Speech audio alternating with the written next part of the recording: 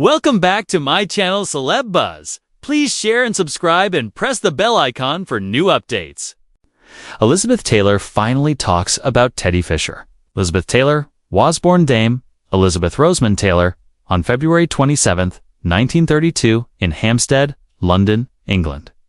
Elizabeth was born to American parents who lived in England. Her dad, Francis Len Taylor, sold art, and her mom, Sarah Southern, used to act in stage. When World War II got worse, the Taylor family moved to Los Angeles, California, where young Elizabeth would soon become a movie star. Her mother helped her, and Elizabeth had an amazing screen presence from a young age. Taylor started in movies as a child actress. She first appeared in There's One Born Every Minute, 1942. But it was her part in National Velvet, 1944, when she was just 12 years old, that made her super famous. Harry Ting as a girl what trains a racehorse to win showed not only her youthful charm, but also how deep she could act. As she grew up, Elizabeth moved easily into hard-art parts, getting praise from critics and becoming known as a serious actress. During the 1950s and 1960s, she gave amazing performance in movies like A Place in the Sun, 1951, Giant, 1956, Cat on a Hot Tin Roof, 1958, and Suddenly, last summer. 1959, Harry Ting as Maggie in Cat on a Hot Tin Roof with Paul Newman showed hero power and sexy charm, getting her an Academy Award nomination. In 1960, she won her first Oscar for Butterfield 8, where she played a troubled New York call girl, a performance full of emotional complexity. However, it was her part as Cleopatra in the 1963 movie Cleopatra that became one of the most talked updo times in both her career and personal life. Though the film cost too much money for the studio, it made Taylor the highest paid actress of her time and brought her into a passionate and controversial alliance with her co-star Richard Burton. Their fiery romance, often called one of the most famous love stories in Hollywood history, led to 2 marriages and became what global media was fascinated by. The pair starred together in several films, including Who's Afraid of Virginia Woolf, 1966, for which Taylor won her second Academy Award, this time for Best Actress. Her performance in the film was amazing, changing her public's image from glamorous movie star to serious powerhouse actress. After the huge critical and money-making success of Who's Afraid of Virginia Woolf in 1966, a film that not only made Elizabeth Taylor's reputation as a serious actress solid, but also earned her a second Academy Award, Taylor kept dominating the movie screen, often appearing with her fifth and later sixth husband, Richard Burton. Their on-screen chemistry amused audiences and critics alike, resulting in several big-name films during the 1960s. Among the most notable were VIPs, 1963, a drama set in a London airport lounge where a group of rich travelers sinking, Taylor and Burton faced deeply personal problems. The Sandpiper, 1965, a romantic drama filmed against the stunning backdrop of Big Sur, California, which showed a free-spirited single mother falling for a married church priest and the taming of the shrew.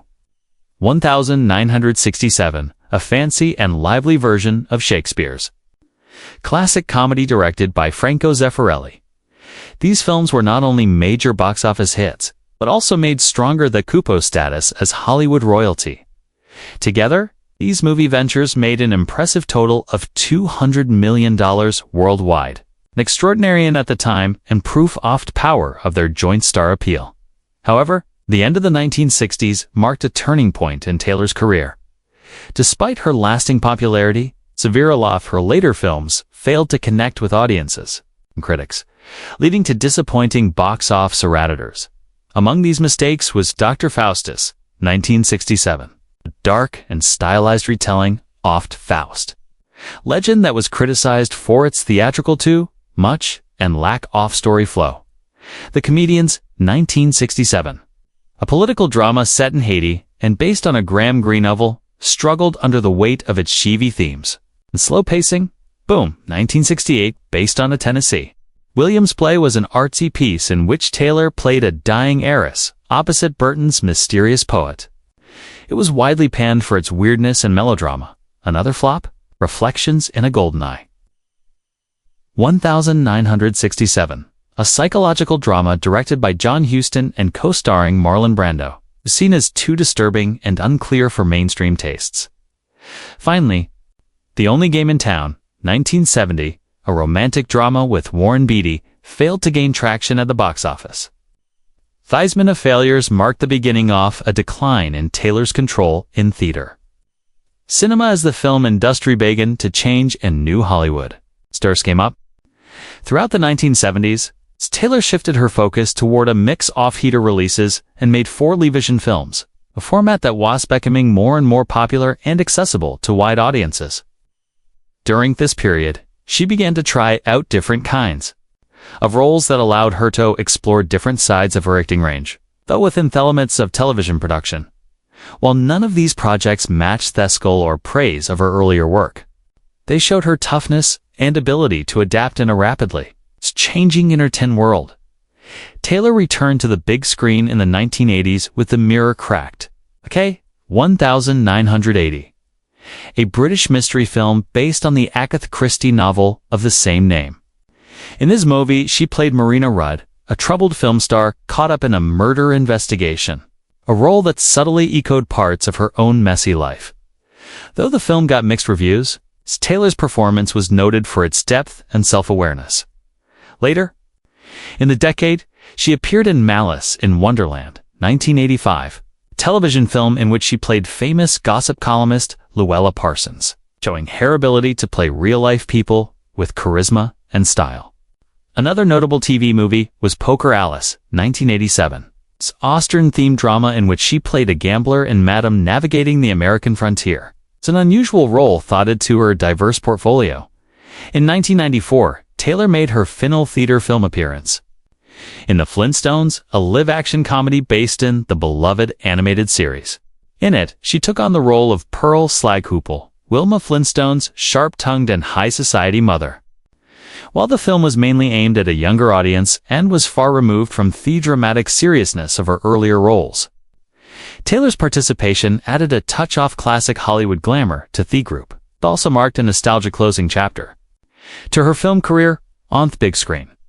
In 2007, Taylor made a notable return to the stage alongside legendary actor James Earl Jones in a special performance of A.R. Gurney's Tutor Actor, Play Love Letters. This emotionally touching piece, which consists of the lifelong letters between two characters, was staged for one night only at the Paramount Theater in Hollywood. The event was a major fundraiser for the Elizabeth Taylor AIDS Foundation. It's a charitable organization she had founded in 1991. Her participation in the play not only showed her lasting talent and theater ability, but also highlighted her tireless commitment to raising awareness and funds for HIV/AIDS, a cause she had supported long before it became a global movement. Elizabeth Taylor's love life was as dramatic and captivating as her famous acting career. Over the course of her life, she walked down the aisle 8 times, marrying 7 different men. Her first husband was Conrad Nicky Hilton Jr., heir to the famous Hilton Hotel Fulton. They married in 1950 when Elizabeth was just 18 years old. This marriage, marked by youthful passion and intense media attention, was short-lived, ending in divorce after less than a year. Following Hilton, she married British actor Michael Wilding in 1952. This marriage lasted longer, about 5 years, and they had 2 sons together, Michael Howard and Christopher Edward. Wilding was her first stable relationship, though it too eventually leaked into the pressures of fame and personal differences. Next came the charismatic and adventurous Mike Todd, a film producer who brought a new dimension of excitement and tragedy into Elizabeth's life. They married in 1957, and it was during this time that she felt deep happiness with her daughter Elizabeth Frances, nicknamed Lisa. Todd's early death in a plane-crashing 1958 devastated Elizabeth, marking one of the most heartbreaking chapters of her life. After a period of mourning, Elizabeth married singer and actor Etta Fisher in 1959. This union was scandalous at the time, as Fisher had left his wife, actress Debbie Reynolds, for Elizabeth. Their marriage was filled with intense passion, but ended in divorce after 4 years. Quably, most famous and messy marriages of her life were with the Welsh actor Richard Burton.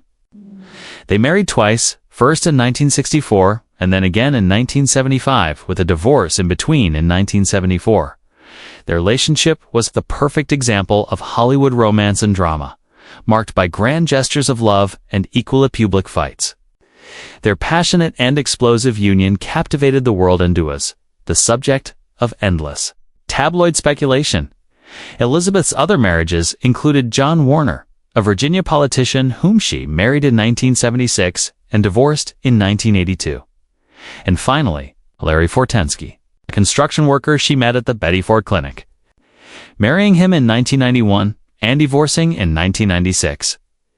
Each marriage reflected a different stage of her life and personality, weaving a complex tapestry of love, loss, and toughness.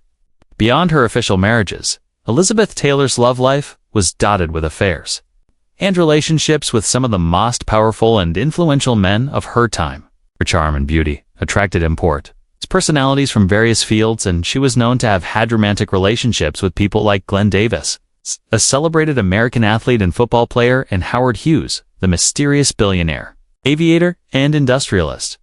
Her relationships extended into the realms of music and politics, including legendary singer Frank Sinatra and the powerful statesman Henry Kissinger. One of her most intriguing relations was with Malcolm Forbes, the billionaire publisher of Forbes magazine, showing how Elizabeth Soppel went beyond Hollywood to touch worlds of business and diplomacy. These relationships often sparked media frenzy, highlighting the blend of glamour and controversy that surrounded her personal life. Despite the public scrutiny, Elizabeth Taylor was also a devoted mother. She was blessed with 4 children, 2 biological sons, Michael and Christopher, and 1 biological daughter, Elizabeth Liza Todd.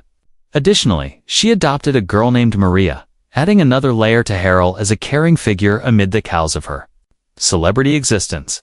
Her children were a central focus of her life, and she often spoke about the importance of family, trying to provide love and stability despite the pressures of fame and her own complex relationships. Her motherhood was often seen as a grounding force, helping her navigate the ups and downs of a life lived very much in the spotlight. For decades, the love triangle between Elizabeth Taylor, Eddie Fisher, and Debbie Reynolds remained one of the most scandalous and hotly debated chapters in Hollywood history. Fans and journalists speculated, gossiped, and rehashed the affair endlessly. But Taylor herself remained largely tight-lipped, avoiding deep public commentary on the emotional wreckage it left behind. That is until years later when Elizabeth Taylor, with weight of reflection and maturity, finally opened up about the true complexity of her relationship with Eddie Fisher and what really happened behind the tabloid headlines. In a rare and honest moment during a deeply personal interview in her later years, Elizabeth looked back on that time with both sorrow and honesty. She confessed that her relationship with Eddie Fisher was never the grand romantic destiny that Briss had tried to show. Rather, it was, in her words, a desperate grasp at comfort during the most devastating chapter of her life. Her beloved third husband, producer Mike Todd, had died suddenly in a tragic plane crash in 1958. Taylor, barely able to function under the weight of her grief, found herself unable to be comforted. Fisher, Todd's close friend and the husband of her best friend Debbie Reynolds, began to comfort her frequently, intimately, and with an intensity that blurred the lines between sympathy and seduction. Elizabeth admitted that she had not been in love with Eddie Fisher in that traditional sense. She said it was not passion that drove them together, but pain, a shared sorrow that changed into something neither of them fully understood at the time. "I was drowning," she explained, her voice shaking. And Eddie threw me alafline. I didn't care where it came from or holes. It hurt. I just didn't want to be alone." In her revealing statements, Taylor took responsibility for the hurt her actions caused, particularly to Debbie Reynolds. "I stole her husband," Elizabeth said bluntly. "There's no dressing that up. It was wrong. But I was in so much pain I didn't care about right or wrong. I only cared about surviving another day." She emphasized that she never meant to betray Debbie, whom she had considered a sister. Their relationship was forever damaged, but as Taylor shared with heartfelt emotion, she was grateful that in time they made up. Reflecting on her marriage to Eddie, Elizabeth described it as short-lived and empty. It was built on grief, not love, she admitted. It wasn't mentalist. Deep down, I think we both knew it. Her honesty was as sharp as Edie was deep, peeling back Thaglamore and Scandal to reveal felonly frightened woman behind the headlines. She talked about the emotion of living under the microscope, being called a homewrecker, a scarred woman, and worse, by the public and press. She carried that burden in silence for years, never speaking up to defend herself until now. Her final word in the subject was not a justification, but a lesson. When you're young and broken, you make mistakes. Sometimes the world sees them as sins, but they're human mistakes born of fear, heartbreak, and longing. I don't expect forgiveness, but I hope people understand that I loved deeply, lost deeply, and I livid with the consequences. With that deeply emotional revelation, Elizabeth Taylor finally laid to rest one of the most infamous chapters of her life, offering not just a confession, but a humanized truth from behind the diamonds, fame, and scandal that had found her in the public eye. It was a rare moment of vulnerability from a woman known for her strength, and a final graceful ending to a story that had haunted her for half a century. Elizabeth Taylor's health battles began in the 1950s, setting the stage for a life filled with ongoing medical challenges that she faced with greatness. As early as her 20s, she was going through surgeries and hospital stays. She went on to have 20 major operations over the course of her life, ranging from back surgeries to treatment for a range of serious health conditions, including cancer, For her to be hospitalized, and in fact, she was admitted to the hospital over 70 times in her lifetime. This huge number of medical procedures and visits shows how much she has struggled. So she continued to live a life of high public visibility, despite this hardships. Each operation added another layer to the physical toll, offers celebrity status. But she never let her health conditions make smaller her public persona or her will to live. Q enough, her most significant health challenges happened in 2004, when she had congestive heart failure. This condition, which prevents the heart from pumping blood well, would go to affect her for the rest of her life. As a survivor of multiple illnesses, including a near-fatal battle with pneumonia in 1961, Elizabeth had grown used to health battles, but this diagnosis was particularly sobering. It marked a turning point where her health began to noticeably get worse. Despite her diagnosis, she continued to maintain an active role in her charitable work, particularly in the fight against HIV/AIDS, though her physical stamina was beginning to fade. In 2009, her heart condition got worse and she was forced to have heart surgery. This procedure, though successful, highlighted how fragile her health was. In the years that followed, Elizabeth's health continued to get worse. On March 23, 2011, after suffering from heart failure, Elizabeth passed away at the age of 79. The world mourned loss of a woman who had not only left a lasting legacy in film but had become an enduring symbol of strength in the face of adversity.